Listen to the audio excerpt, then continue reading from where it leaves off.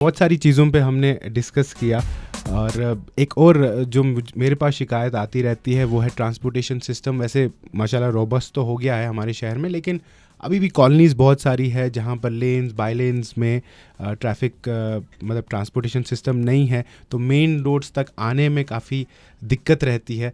अगर ये जो ई रिक्शाज़ है बहुत अच्छा इनिशिएटिव, अगर ये 2-2 3-3 हर कॉलोनी के बाहर रहे तो मुझे लगता है उनके लिए भी एक अच्छा लाइवलीहुड रहेगा ये, क्योंकि अक्सर हमने देखा है ई रिक्शाज जो है लाल चौक के आसपास ही समीर घूमते साहब, रहते हैं। हाँ हम शायद उस स्टेज पे पहुंचे हैं where we need to push the e rickshaws to the colonies, लेकिन अभी तक एक प्रैक्टिकल डिफिकल्टी ये थी, एक तो ये कल्चर थोड़ा प्रमोट करना था। It would not pick up here, it has been years e rickshaw बाहर है, यहाँ नहीं हो पाया because there was a misperception among the people जो ई रिक्शा में वेंचर करना चाहते थे, उनमें ये था कि ये विंटर में यहाँ फेल होता है।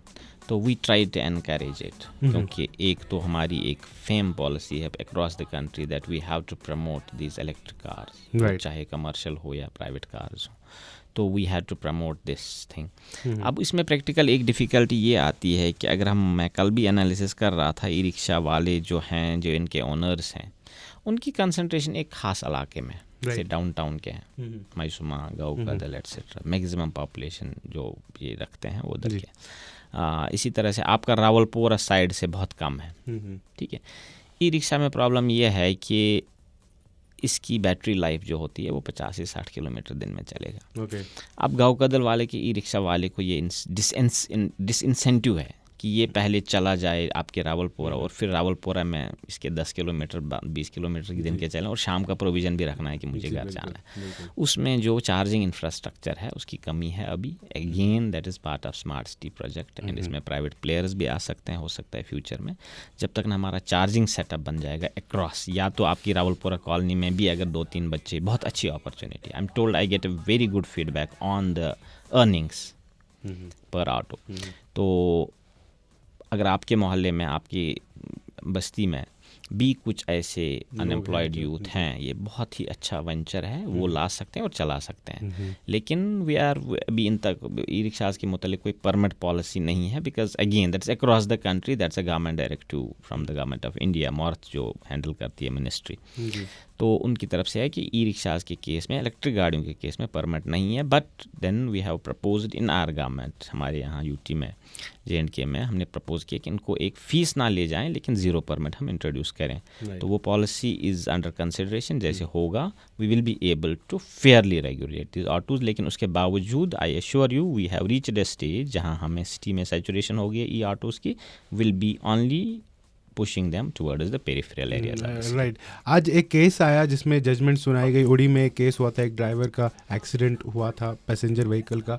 ड्राइवर जो था वो विदाउट लाइसेंस था, वो कोर्ट के सामने लाइसेंस अपना पेश नहीं कर पाया और उसको सेंटेंस किया 2 साल के लिए। तो हमने अक्सर देखा है जो फार फ्लंग एरियाज़ होते हैं वहाँ पर जो ये पैसेंजर व्हीकल्स होती है खासकर, क्योंकि शहर में तो बहुत नज़र होती है लेकिन फार फ्लंग एरियाज़ में नज़र नहीं होती है, तो विदाउट लाइसेंस भी वो गाड़ियाँ चलाते हैं and this is threat to passengers as well. तो इस पे भी थोड़ा सा सही है, मैं मानता हूँ फार फ्लंग एरियाज़ जो हैं वो लार्जली अनमैन्ड जाते हैं from the point of view of enforcement. मैं पीछे खुद गया एक बारी उड़ी, और मैं उड़ी के जो बाकी ऑफशूट्स जो हैं दाएं बाएं के गाँव हैं, मैंने बहुत गाँव का जायज़ा लिया। मुझे वाकई में ये फ़ील हुआ कि यहाँ टोटल ये हम इन ड्राइवर्स की मर्जी पे हमने सिस्टम छोड़ा हुआ है।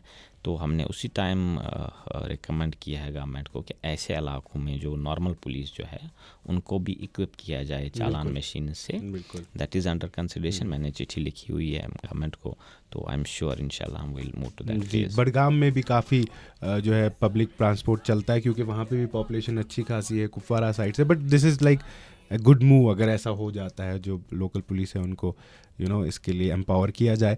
तो वैसे तो और भी बहुत सारे सवाल हैं, लेकिन लास्ट में सोशल मीडिया पे एक सवाल आया है और वो इसी चीज़ को लेकर है कि जो कॉलेजेस यूनिवर्सिटीज़ वगैरह जो है इनमें प्रोग्राम्स होने चाहिए ताकि थोड़े से ड्राइविंग एथिक्स के बारे में स्टूडेंट्स को हम अवेयर करवाएं। जैसे ड्रग के खिलाफ अवेयरनेसेस होती है कॉलेजेस यूनिवर्सिटीज़ में, वैसे ड्राइविंग सिमीन साहब होते भी रहे हैं। We have almost road safety club in every college, every school, but we are intensifying that exercise. हम स्कूल्स के साथ, कॉलेज के साथ, हमने डायरेक्ट कॉलेज से पीछे बात की।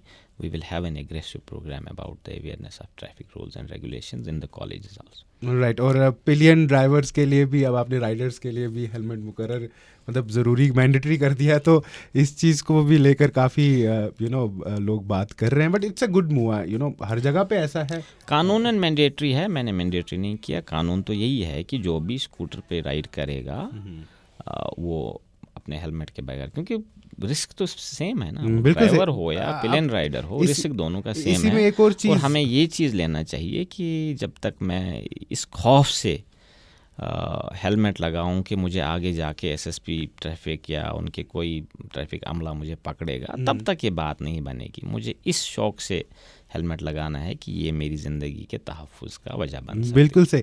एक और चीज़ मैं आपको बता दूं कि सीट बेल्ट का जो रुझान था हमारे शहर में वो उतना ज़्यादा पहले नहीं था। आई रिमेंबर 5-6 साल पहले जब हम किसी को seat belt we actually took an initiative on road, और हमने जब लोगों को बोला सीट बेल्ट लगाने के लिए तो उनको ये भी नहीं पता था कि सीट बेल्ट है कहाँ, लगाना तो दूर की बात है। But now things have changed. But एक चीज़ है, जैसा कि आपने पिलियन राइडर के लिए मैंडेटरी कर दिया, मुझे लगता है कि जो साथ में को पैसेंजर है उसके लिए भी सीट बेल्ट ज़रूरी होनी चाहिए, क्योंकि जब खुदा ना खास्ता एक्सीडेंट होगा, खाली ड्राइवर ही नहीं, जो साइड वाला पैसेंजर है उसको भी ये मैंडेटरी करना चाहिए। अगर इसके पे भी एक ऑर्डर आ जाए तो वो भी अच्छा होता है। जब सीट आपकी गाड़ी में आपके को पैसेंजर के लिए सीट बेल्ट है तो लगाना ज़रूरी है। बिल्कुल। बट यहाँ पे लोग अक्सर इसलिए लगाते हैं। इसमें आरटीओ और मुजफ्फर साहब क्यों जाएंगे इस बंदे के पास, आप लगा। अनफॉर्चुनेटली ये होता है कि बस जो आपने बात बोली ना, यहाँ पे लोग हेलमेट या सीट बेल्ट इसलिए लगाते हैं ताकि चालान ना हो, मगर अपनी सेफ्टी के लिए कोई नहीं यहाँ पर ये चीज़। देखिए हमारे मज़हब में भी अगर आप देखेंगे, it's not only issue of enforcement. हम अगर मज़हब में भी देखें, हमारे इस्लाम में या किसी भी और मज़हब में रब्त ज़ब्त, अमन, निज़ाम, दूसरों की जान की हिफाजत, अपने माल की हिफाजत, दूसरों के हकूक़ की पासदारी पे इतनी तलकीन की गई है। इस पे किसी एनफोर्समेंट एजेंसी को क्यों आना चाहिए किसी के पास आप सीट बेल्ट लगाओ, हेलमेट लगाओ।